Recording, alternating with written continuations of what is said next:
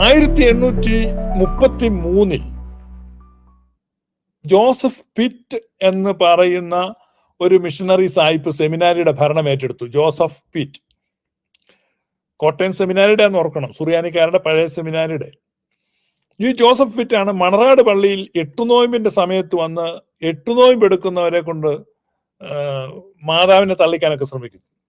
Joseph pit വന്നതിന് മണ്ണാട്ട് പള്ളി വന്നിട്ട് അദ്ദേഹം തന്നെ എഴുതിയിട്ടുണ്ട്, ജോസഫ് പിറ്റ് തന്നെ എഴുതിയിട്ടുണ്ട്, മണ്ണാട്ട് ഞാൻ ചെല്ലുന്ന സമയത്ത് 2000-ലധികം വരുന്ന ആളുകൾ പ്രാർത്ഥിക്കുകയും മാതാവിനെ അമ്മേ അമ്മേ എന്ന് വിളിച്ച് ഇങ്ങനെ പ്രാർത്ഥിച്ചുകൊണ്ടിരിക്കും. അപ്പൊ അദ്ദേഹം ചെന്നാണ് പ്രസംഗിക്കാൻ. ഇദ്ദേഹത്തിന്റെ പ്രസംഗം കേട്ടപ്പോൾ ആളുകൾ എഴുന്നേറ്റ് പള്ളിയുടെ പുറത്ത് വേറൊരു സ്ഥലത്തേക്ക് പോയി. അപ്പൊ ഇദ്ദേഹം തന്റെ പ്രസംഗം അവിടെ കൊണ്ട്, അപ്പൊ അവർ നേരെ ഓപ്പോസിറ്റ് സൈഡിലോട്ട് പോയി. ഇദ്ദേഹം വീണ്ടും അവിടെ ചെന്ന് പ്രസംഗിക്കാൻ തുടങ്ങുമ്പോൾ എന്ന് പറഞ്ഞാൽ തന്റെ പ്രസംഗം കേൾക്കണ്ട എന്ന വിധത്തിൽ ഭക്തജനങ്ങൾ മാറി മാറി പോയിക്കൊണ്ടിരുന്നു. അദ്ദേഹം ഒടുവിൽ ആ പരിശ്രമം അവസാനിപ്പിച്ചു. ഞാൻ സന്ദർഭവശാൽ പറഞ്ഞതേ ഉള്ളൂ. അങ്ങനെ ജോസഫ് പിറ്റ് സുറിയാനി സഭയെ മുഴുവൻ ആംഗ്ലിക്കവൽക്കരിക്കുവാനുള്ള പരിശ്രമമാണ് നടത്തിയത്. അദ്ദേഹം വന്നപ്പോഴേ പറഞ്ഞത് കംപ്ലീറ്റ് മാറ്റുമെന്ന. അദ്ദേഹത്തിന്റെ കൂടെ വന്ന മിഷണറിമാര് സെമിനാരിയിൽ മാത്രമല്ല ഇടവക പള്ളികളിലെല്ലാം അങ്ങോളം ഇങ്ങോളം സുറിയാനി സഭയുടെ വിശ്വാസങ്ങളെയും ആചാരങ്ങളെയും വിമർശിച്ചുകൊണ്ട് പ്രസംഗിക്കാൻ തുടങ്ങി. ആ കാലഘട്ടത്തിലാണ് കൽക്കട്ട ബിഷപ്പായിരുന്ന ദാനിയേൽ വിൽസൺ 1835 കോട്ടയം സന്ദർശിച്ചു. അപ്പോഴേക്കും മിഷണറിമാരുടെ ഈ ഊർജ്ജസ്വലത വർദ്ധിച്ചു, അവരുടെ ആവേശം 10 മടങ്ങായി, അവരുടെ ആത്മവിശ്വാസം വല്ലാതെയായി. സുറിയാനി സഭയുടെ ആരാധനാ രീതിയിലും കുർബാന തക്സയിലും ഭേദഗതി വരുത്തിയേ തീരൂ, അത് അടിയന്തരമായിട്ട് നടത്തണം. അതുപോലെ മരിച്ചു പോയവർക്ക് വേണ്ടിയുള്ള പ്രാർത്ഥന നീക്കം ചെയ്യണം, വിശുദ്ധന്മാരുടെ അപേക്ഷകൾ നീക്കം ചെയ്യണം എന്ന് മലങ്കര മെത്രാപ്പോലിത്തായോട് നേരിട്ട് ആവശ്യപ്പെട്ടു. അപ്പോഴേക്കും ദീവന്നാസ്യോസ് 4-മനായിരുന്നു മലങ്കര മെത്രാപ്പോലിത്ത. 1836 അങ്ങനെ മകരമാസം 5-ാം തീയതി മാവേലിക്കര പള്ളിയിൽ പള്ളി പ്രതിപുരുഷ യോഗം വിളിച്ചുകൂട്ടി.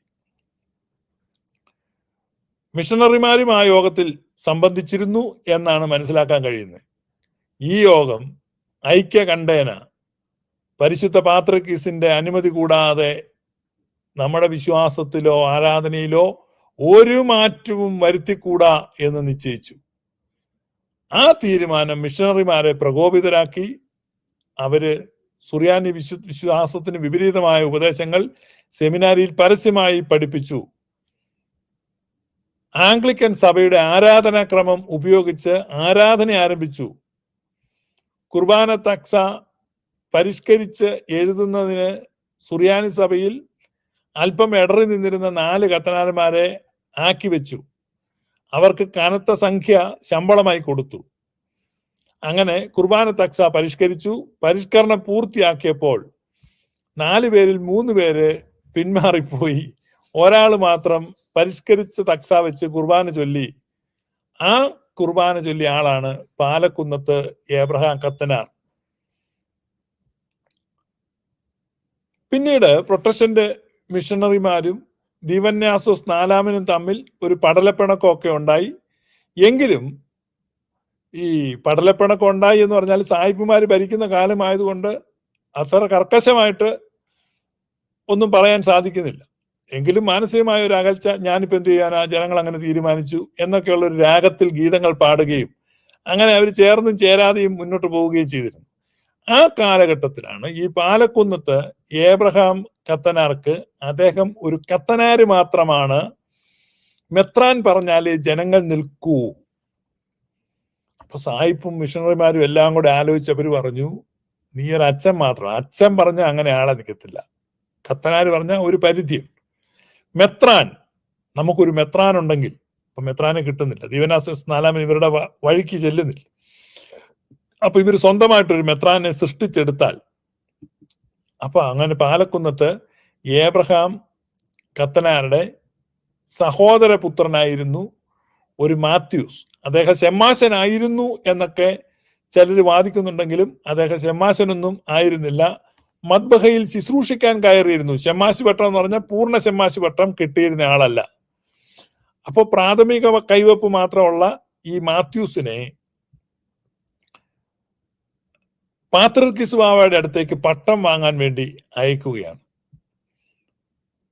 അന്ത്യോക്യ പാത്രിർക്കീസിനാൽ വാഴിക്കപ്പെട്ട ഒരു മെത്രാച്ചൻ കൂടെ ഉണ്ടെങ്കിൽ മലങ്കര സഭയെ കൈപ്പിടിയിൽ ഒതുക്കാമെന്ന് പാലക്കുന്നത്ത് എബ്രഹാം മൽപ്പാൻ കണക്കുകൂട്ടി.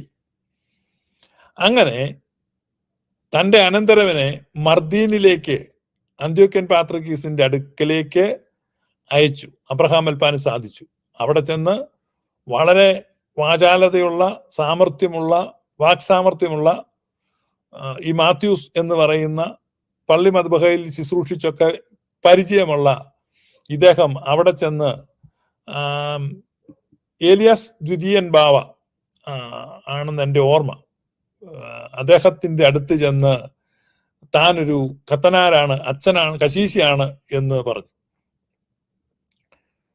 ഈ കശീശിയാണെന്ന് പറഞ്ഞ്, അപ്പൊ അത് അവിടെ, കാരണം ആ കാലഘട്ടത്തിൽ അവിടെ 10,000-കണക്കിന് ആളുകൾ കൊല്ലപ്പെട്ട് സുറിയാനി സഭ വലിയ പ്രതിസന്ധിയിൽ നിൽക്കുന്ന സമയമായിരുന്നു.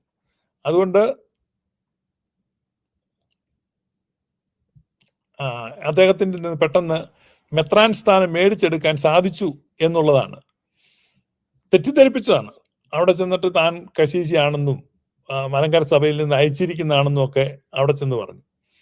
അങ്ങനെയാണ് ഈ അത്താനാസ്യോസ് എന്ന പേര് കൊടുത്ത് മെത്രാനായി വാഴിച്ചു. അവിടെ 2 വർഷം അവിടുത്തെ കാര്യങ്ങളിലൊക്കെ സഹായിക്കുകയും ചെയ്തിട്ട് 1843 അദ്ദേഹം മലങ്കരയിൽ തിരിച്ചു വന്നിട്ട് അദ്ദേഹം പാത്രിയർക്കീസ് നേരിട്ട് വാഴിച്ചയച്ച ആളാണ് എന്ന് പറഞ്ഞ് മലങ്കരയിലെ സഭയിൽ അധികാരം അദ്ദേഹം പിടിച്ചെടുത്തു. അങ്ങനെ മലങ്കര സഭയിൽ മാർ അത്തനേഷ്യസ് സുറിയാനി സഭയ്ക്ക് വിരുദ്ധമായ പ്രവർത്തനങ്ങൾ നടത്തുന്നതായിട്ടും അധികാരം പിടിച്ചെടുക്കുന്നതിനായിട്ടും പാത്രിയർക്കീസ് ബാവയ്ക്ക് അറിവ് കിട്ടിയപ്പോൾ പാത്രിയർക്കീസ് ബാവ യുയാക്കിം മോർ കുറിലോസ് എന്ന മെത്രാപ്പോലിത്തയെ മലങ്കരയിലേക്ക് അയക്കുകയാണ്. പാലക്കുന്നത്ത് അത്താനാസ്യോസ് മെത്രാപ്പോലിത്തയെ വിചാരണ ചെയ്യേണ്ടതിനായിട്ടും അത്താനാസ്യോസിനെതിരായിട്ടുള്ള ആരോപണങ്ങൾ ശരിയാണെന്ന് ബോധ്യപ്പെടുകയാണെങ്കിൽ അത്താനാസ്യോസിന് മുടക്ക് കൽപ്പന കൊടുക്കേണ്ടതിന് മുൻകൂട്ടി ഒപ്പുവെച്ച മുടക്ക് കൽപ്പനകൾ യുയാക്കിം മാർ കൂറിലോസിന്റെ കയ്യിൽ കൊടുത്തുമാണ് വിട്ടത്. ഇവിടെ യുയാക്കിം മാർ കൂറിലോസ് വന്ന് ആരോപണങ്ങൾ 100% ശരിയാണെന്ന് ബോധ്യപ്പെട്ടതിനാൽ മോർ അത്താനാസ്യോസിനെ, പാലക്കുന്നത്ത് അത്താനാസ്യോസിനെ മുടക്കിക്കൊണ്ടുള്ള പാത്രിയർക്കീസുമാരുടെ കൽപ്പന യുയാക്കിം മാർ കൂറിലോസ് പ്രസിദ്ധപ്പെടുത്തുകയും ചെയ്തു. പക്ഷേ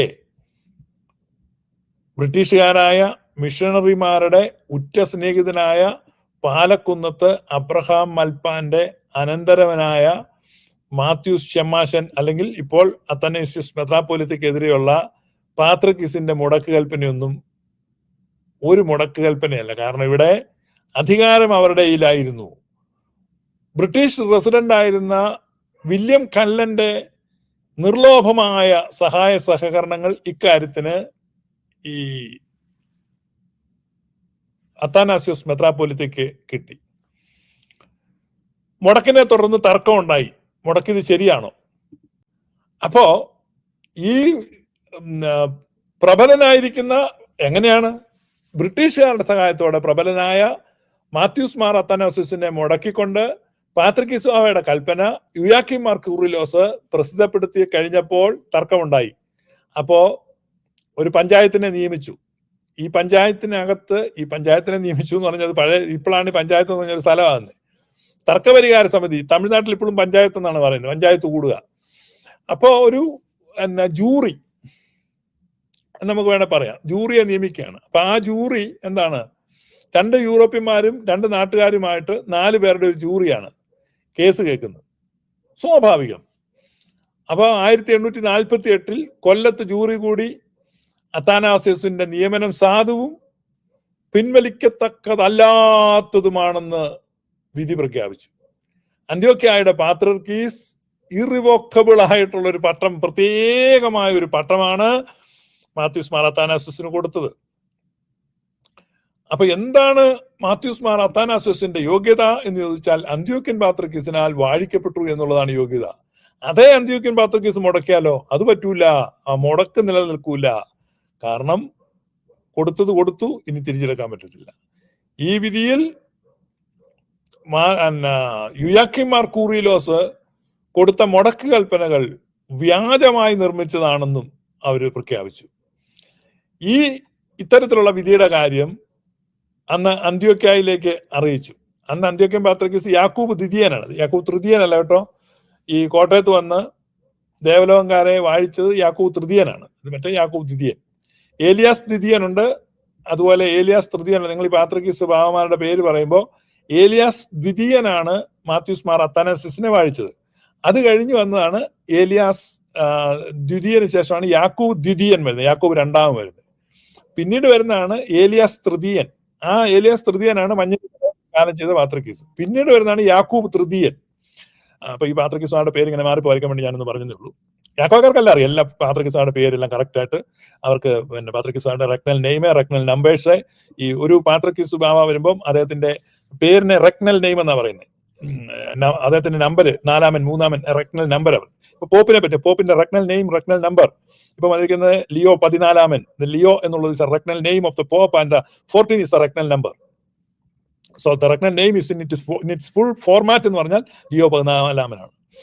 സോ അതുകൊണ്ട് ആ പേര് ഓർത്തിരിക്കുക. 1848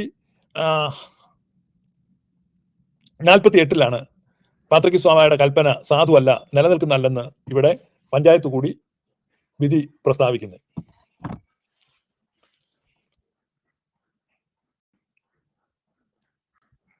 അങ്ങനെ മലങ്കര സഭയിലെ അപ്പൊ ഈ കാര്യം പാത്രിക്കീസിനെ എഴുതി അറിയിച്ചു.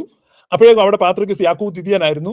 അദ്ദേഹം മോർ അത്തനേഷ്യസ് സ്തേഫാനോസ് എന്നൊരു മെത്രാനെ പ്രതിനിധിയായിട്ട് മലങ്കരയിലേക്ക് അയച്ചു. എന്നാൽ ബ്രിട്ടീഷ് റെസിഡന്റിന്റെ പ്രേരണ മൂലം ഇദ്ദേഹവും കൂറിലോസ് മെത്രാനും തിരുവിതാംകൂറിലും കൊച്ചിയിലും കാലുകുത്തുക പോലും പാടില്ലെന്ന് ഉത്തരവുണ്ടാക്കി.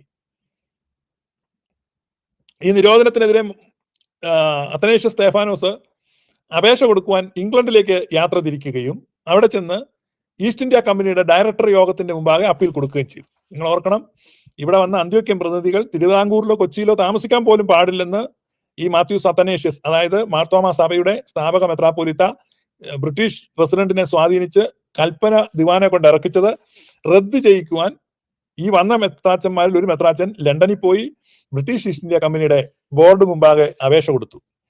പക്ഷെ അവിടെ ഡയറക്ടർ യോഗത്തിന് മുമ്പാകെ അപ്പീൽ കൊടുത്തു. അതിന്റെ ഫലമായി ഡയറക്ടർ യോഗം പ്രസിഡന്റിന്റെ അനീതിയായ ഉത്തരവിനെ അസ്ഥിരപ്പെടുത്തുകയും അന്ത്യോക്യയിൽ നിന്ന് വരുന്ന മെത്രാന്മാരെ സ്വീകരിക്കുന്നതോ നിരാകരിക്കുന്നതോ അത് സമുദായത്തിന്റെ പൂർണ്ണ ഇഷ്ടമാണ് എന്ന് ഒരു കത്ത് കൊടുക്കുകയും ചെയ്തു.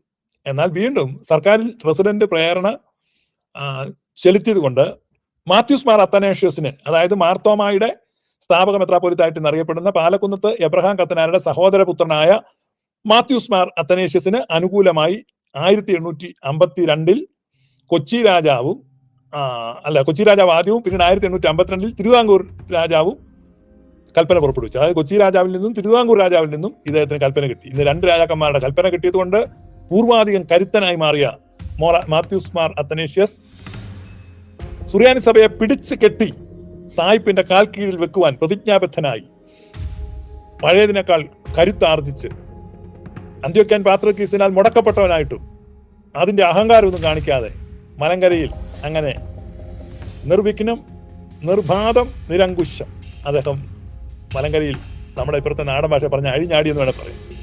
അങ്ങനെ മലങ്കര സഭ ഏറെക്കുറെ മിഷണറിമാരുടെ പിടിയിൽ ഒതുങ്ങുന്ന ഒരു ഘട്ടമായി.